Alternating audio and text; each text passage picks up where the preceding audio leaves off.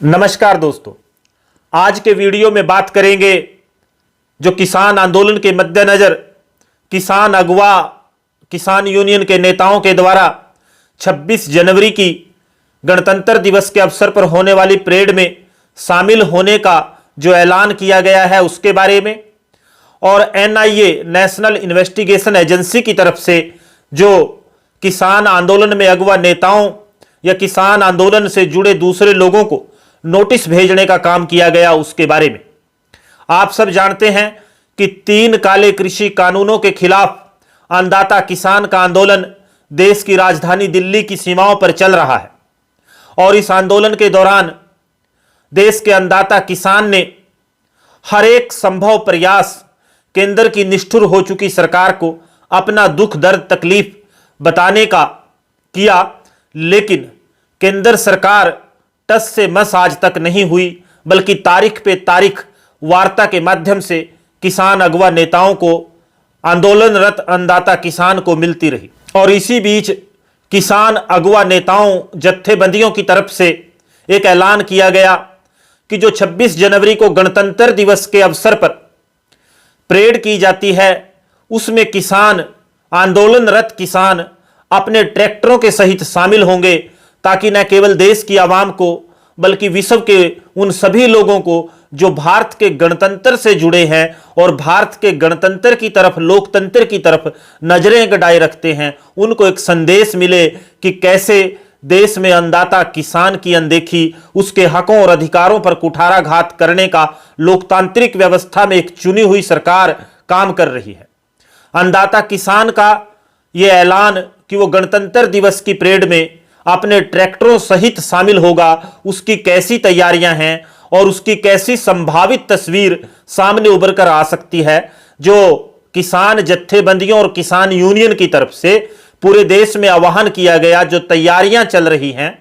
किसान आंदोलन के मद्देनजर 26 जनवरी को गणतंत्र दिवस की परेड में शामिल होने बारे जो रिहर्सल चल रही है, अगर उसकी जो तस्वीरें और वीडियो सामने आ रही हैं उन पर विश्वास करें तो जो 26 जनवरी गणतंत्र दिवस का जो कार्यक्रम होगा उसमें ट्रैक्टरों का एक हजूम उमड़ जाए, इसमें कोई अतिशयोक्ति कहने में नहीं होगी। और ये एक संभावित तस्वीर जो किसान आंदोलन के मद्देनजर जो तैयारियां, चाहे अंबाला, फतेहाबाद या पंजाब, विशेषकर हरियाणा और पंजाब की अगर हम बात करें, उत्तर प्रदेश की बात करें, तो वहां से जो तस्वीरें सामने आ रही हैं, जो तैयारियां किसान आंदोलन के मद्देनजर चल रही हैं, उनके मद्देनजर ये एक ऐतिहासिक प्रदर्शन होगा और एक हजूम पूरे देश में, विशेषकर उत्तरी भारत में किसानों का ट्रैक्टरों सहित उमड़ने जा रहा है। आप ये तस्वीरें देखकर अंदाजा लगा सकते हैं कि कैसा संभावित ये आंदोलन होगा। अगर सरकार से जुड़े जिम्मेवार लोग और अगवा इस भ्रम में हैं कि वो साम दाम दंड भेद या किसी अन्य तरीके से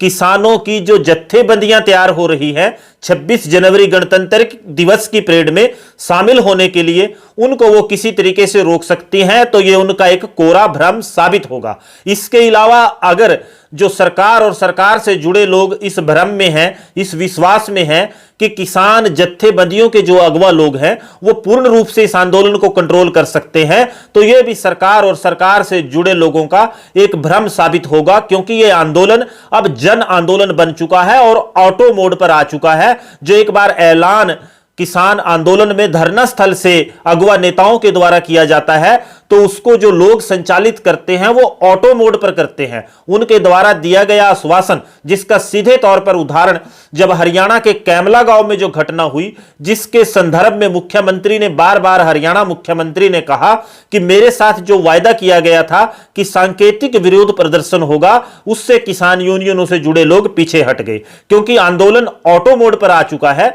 और ऐसे में जो आंदोलन स्थल पर बैठे किसान अगवा नेता संदेश देते हैं, वो संदेश पहुंचता है या नहीं पहुंचता। और जब खुद मुख्तियार जनता हो जाती है, खुद मुख्तियार आंदोलनरत लोग हो जाते हैं, तो वो अपनी मर्जी से कुछ फैसले ऑन द स्पॉट मौका पर लेते हैं और उसको पूर्ण रूप से और संगठनात्मक तरीके से जो अगवा लोग हैं वो उसको कंट्रोल नहीं कर सकते। इसके अलावा जो एनआईए नेशनल इन्वेस्टिगेशन एजेंसी की तरफ से किसान आंदोलन से जुड़े अगवा नेताओं या इस आंदोलन से जुड़े दूसरे लोगों को नोटिस भेजा गया है, अगर उसकी बात करें तो एक मामला, एक संस्था है अंतर्राष्ट्रीय स्तर की सिखों की, सिख फॉर जस्टिस, उसके खिलाफ एक मामला दर्ज किया गया है और उसमें बलदेव सिंह सिरसा सहित दूसरे लोगों को 160 सीआरपीसी का नोटिस भेजा गया है। 160 सीआरपीसी का नोटिस मेन तौर पर गवाह या उन लोगों को भेजा जाता है जो किसी मामले के तथ्यों से वाकिफ हो और जिनसे पूछताछ की जानी